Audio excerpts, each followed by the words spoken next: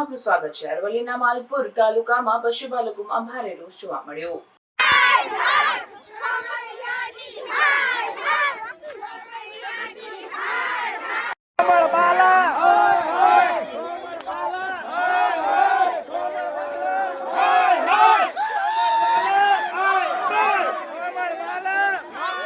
સાબરકાંઠા અને અરવલ્લીની જીવાદોરી સમાન સાબર ડેરી દ્વારા ગત વર્ષ કરતાં સૌથી ઓછો માત્ર 9.5% ભાવફેર ચૂકવતા સાબર ડેરી ખાતે મોટી સંખ્યામાં એકઠા થયેલા પશુપાલકો પોતાની રજૂઆત કરવા ગયેલા ત્યાં પોલીસ દ્વારા પશુપાલકો સામે દમન, લાઠીચાર્જ અને તેલ ગેસના સેલ છોડવામાં આવેલ, જેમાં કેટલાક પશુપાલકો ઇજાગ્રસ્ત પણ થયેલ છે અને મોત પણ નિપજેલ છે। ત્યારે માલપુર તાલુકાની મોટાભાગની દૂધ મંડળીઓએ દૂધ ભરવાનું બંધ રાખીને જ્યાં સુધી સાબર ડેરી ભાવફેરની રકમ 20% જેટલી ન મળે ત્યાં સુધી દૂધ મંડળીઓ દૂધ બંધ રાખી આ આંદોલન ઉગ્ર બને તેવા એંધાણ વર્તાવી રહ્યા છે।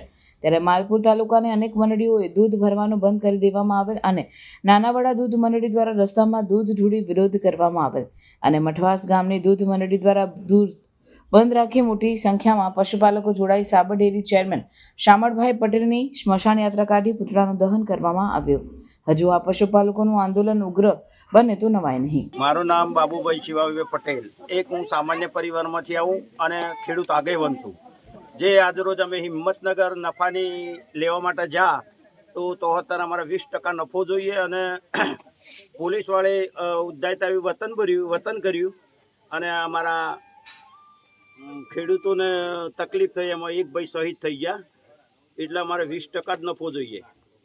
અને પશુપાલક મિત્રોને ખાસ એક વિનંતી કે તમામ પશુપાલકો દૂધ બંધ કરજો અને ટેન્કરવાળાને ખાસ વિનંતી, પોતપોતે જે માલિક હોય ટેન્કર રૂટ ઉપર મોકલતા નહીં તો વાટમાં ટેન્કરના હેદાફેદા ઉડી જાય।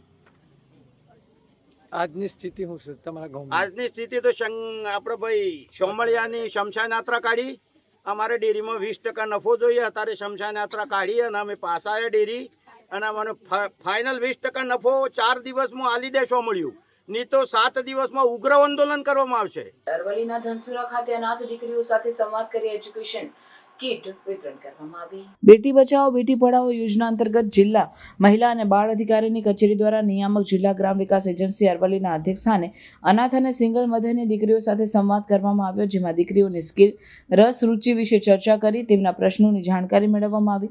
દીકરીઓને એજ્યુકેશન કીટ વિતરણ કરવામાં આવ્યું તથા શિક્ષણને સુનિશ્ચિત કરવા પર ભાર મૂકવામાં આવ્યો। સમાજ સુરક્ષા અધિકારીની કચેરી તથા જિલ્લા બાળ સુરક્ષા એકમની વિવિધ યોજનાઓ, જિલ્લા મહિલા અને બાળ અધિકારીની કચેરીની વિવિધ યોજનાઓ જેવી કે બેટી બચાવો બેટી પઢાઓ, વહાલી દીકરી યોજના, ગંગા સ્વરૂપા આર્થિક સહાય યોજના, ગંગા સ્વરૂપા પુનઃલગ્ન આર્થિક સહાય યોજના, મહિલા સ્વાવલંબન, વિવિધલક્ષી મહિલા કલ્યાણ કેન્દ્રોની સેવા અને પ્રવૃત્તિઓ, સમાજ કલ્યાણ વિભાગ, આરોગ્ય વિભાગ, શિક્ષણ વિભાગની વિવિધ યોજનાની જાણકારી આપવામાં આવી હતી। કાર્યક્રમમાં નિયામક જિલ્લા ગ્રામ વિકાસ એજન્સી, જિલ્લા મહિલા અને બાળ અધિકારી, સમાજ સુરક્ષા અધિકારી, મામલતદાર ધનસુરા, તાલુકા વિકાસ અધિકારી ધનસુરા, સંકલ્પ district hub four environment of women, સખી વન સ્ટોપ સેન્ટર તથા જિલ્લા બાળ સુરક્ષા એકમના કર્મચારીઓ ઉપસ્થિત રહ્યા હતા। આવા ન્યૂઝ જોવા માટે સાબર આવાઝ યુટ્યુબ ચેનલને સબસ્ક્રાઇબ કરો અને લાઇક કરો, જેથી હવે પછીના દરેક સમાચાર સબસ્ક્રાઇબ કરેલા હશે તેઓને નવા સમાચારની માહિતી મળી જશે।